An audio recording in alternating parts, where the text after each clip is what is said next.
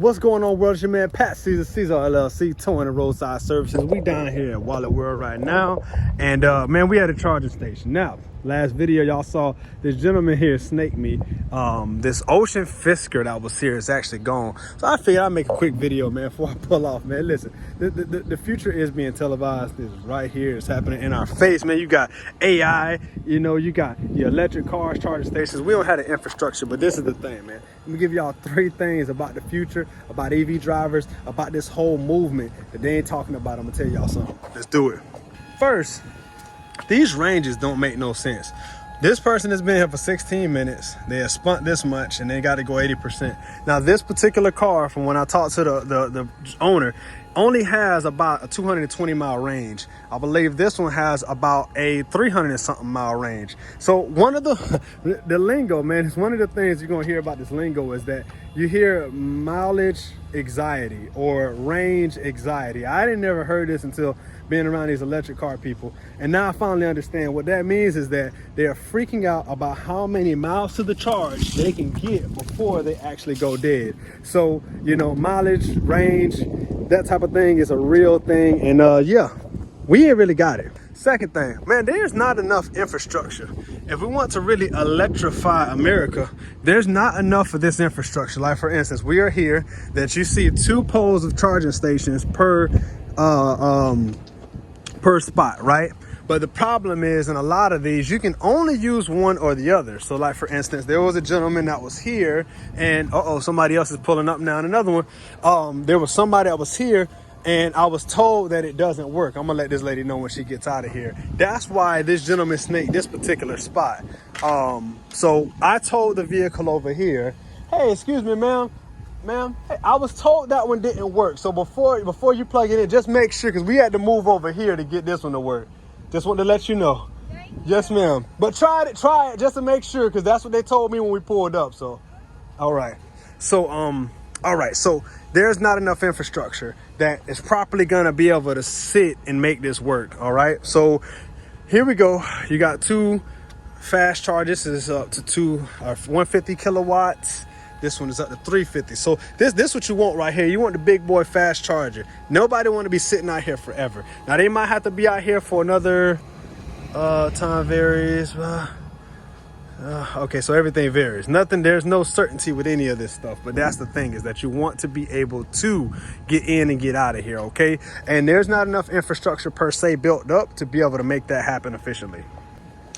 EV drivers typically do a lot of math. Now, what I've come to find out is a lot of people have been doing this whole thing. What they're not doing is calculating miles per city and versus miles in the highways. It's a night and day difference, because this thing might be able to get 220 miles if you're only going up to 45 miles an hour. Start doing 50, 60, 70, 80 miles, and you're gonna lose that range. So here, as you can see, we got 2 for these, and just to say one more EV popped up. That just ironically just the same Chevy Bolt. That's crazy.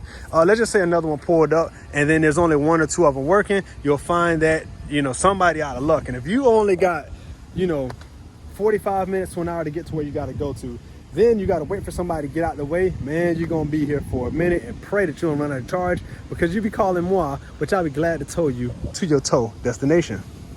I'm gonna end on this. I'm just recording this on the iPhone. I got to get back on the road. I'm gonna just end it on this whole thing. The world is not ready. This is the world. This is it. This is the world in which we live, y'all. And, you know, America has been built off of transportation from these mother truckers right here. And Samson, get that up. Yep. But realistically, when you go to a gas pump and you see that there's right now, there's a gas station right there. There are 2, 4, 6, 8 people. Not granted, they do have like a 50 so plus year head start. Oh, sorry about that. At the end of the day, though, you know, the advantage is the advantage. It is what it is. And, you know, you just got to realize that to be able to push it like this world, like the gentleman that was there before, he didn't want to be on camera, respectively so. Not a lot of people have the time nor the resources to allocate towards an electric car future. Now, it'll be nice, don't get me wrong. I like EVs personally, but I have not yet drank the Kool-Aid to say that this is ready to replace us in the next few years. It's just, there's way too many factors that the world is not taking into consideration. But I would say it seems like it's going to be a solid investment to invest in companies that putting up charging stations, that's building that infrastructure, that's building these battery packs, because really and truly, the government is trying to push gas out the way. Will they be able to do it successfully? Probably. Will it take some time? Absolutely. And we as the people will be getting taxed heavily on that that build. So, you know, it is what it is. Y'all are seeing it live in effect. But Tesla, or Tesla's like the the foundation. But really and truly, there's a lot. You got Chevy, Ford, everybody's got an EV vehicle now. The world ain't ready. The world is not ready. What y'all think about this though? Is the world ready by 2025, 2030 to see, are we gonna see a full electric world? Are we gonna be eventually floating on cars in the clouds and all that good stuff like the Jeffersons was? I don't know, kind of doubt it, but only time will tell. All right, so this was a quick example of something that I don't think a lot of people take into consideration. Now, I've been sitting in traffic since doing that last tow for the last like 30 minutes, and this is the part that's not really calculated. Like, what if something happens, you're almost at charge, and there's like, that don't even look like an accident. If it is, I'm not sure what happened wrong, but either way, I've been sitting in traffic, literally going 5 to 10 miles an hour for the last X amount of minutes.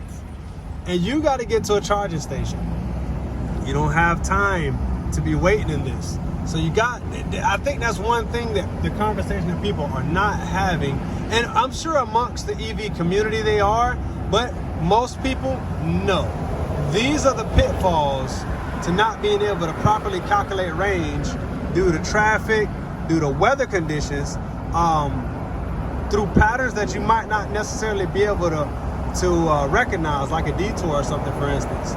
Something to keep in mind, throwing that as a bonus one out there. So listen, man, I'm gonna get out of here, and oh man, who the master? How would you possibly do that? Like, how?